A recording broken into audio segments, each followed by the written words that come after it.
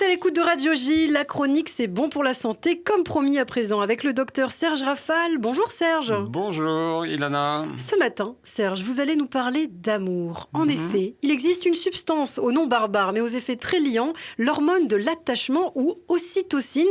Et il existerait des moyens et des situations qui pourraient augmenter sa production. En effet, Ilana, ça n'est pas un canular. Il existe effectivement une hormone appelée scientifiquement ocytocine et plus familièrement dite hormone de l'amour.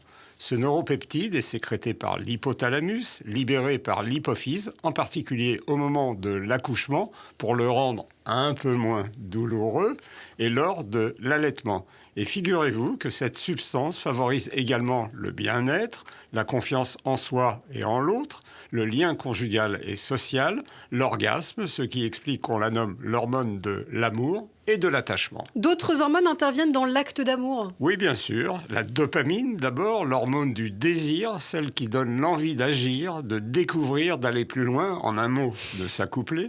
La lubérine, libérée au tout début de l'acte, qu'on pourrait nommer l'hormone des préliminaires. Puis les substances du plaisir, nos morphines endogènes, dont la sécrétion explose au moment de l'orgasme, et notre ocytocine, qui transforme ensuite le plaisir en amour.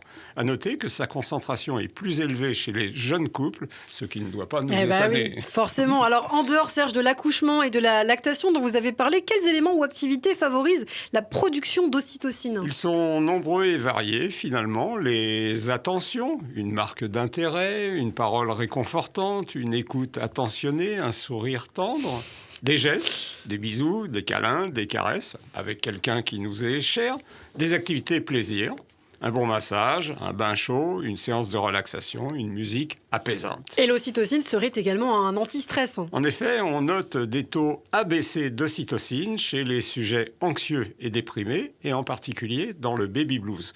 Mais il est prématuré d'envisager leur traitement par l'administration de cette hormone. Des études sont en cours pour trouver des alternatives aux psychotropes, et ces recherches en font partie, tout comme celles sur le microbiote. Alors, qu'est-ce qu'on peut dire en conclusion, Serge ? Écoutez, je terminerai par 2 citations pleines d'ocytocine. Une première de George Sand, « Il n'y a qu'un bonheur dans la vie, c'est d'aimer ou d'être aimé ».